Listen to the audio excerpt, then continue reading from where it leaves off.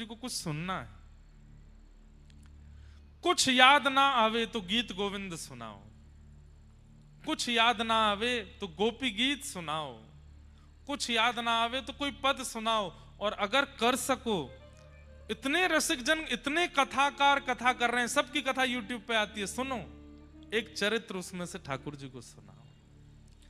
और धीमे धीमे इत्र की मालिश करते रहो, घी लगाओ, दिए की लौ में थोड़े थोड़े ठाकुर जी दिख रहे हैं, श्रृंगार हल्का कर दो, हल्की हल्की सी माला ठाकुर जी के सेज पर भी इत्र बिछाते जाओ, कथा सुनाते जाओ,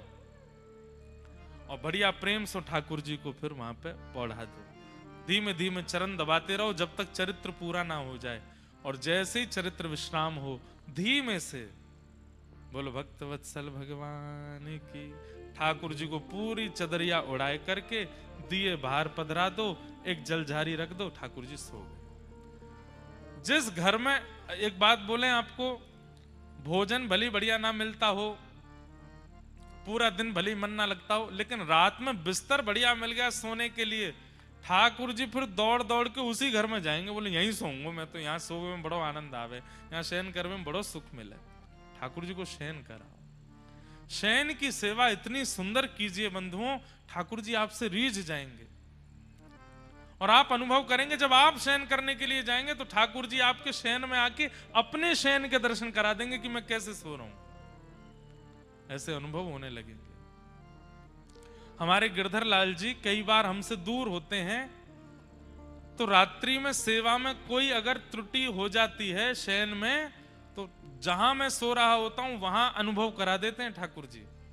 रात भर बेचैनी होने लगेगी, रात भर प्यास लगने लगेगी, रात भर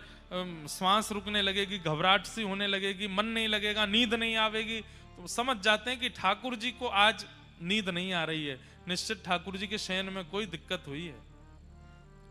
शयन अच्छा करो ठाकुर जी का, शयन की सेवा सवारो,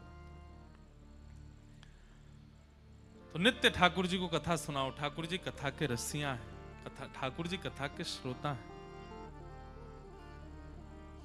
यशोदा मैया एक लोरी गाती हैं, छगन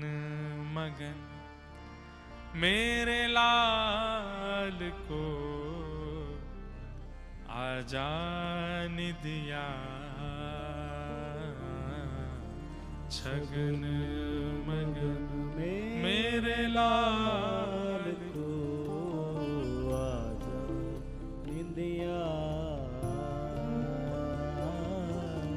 चंचल मोहन श्याम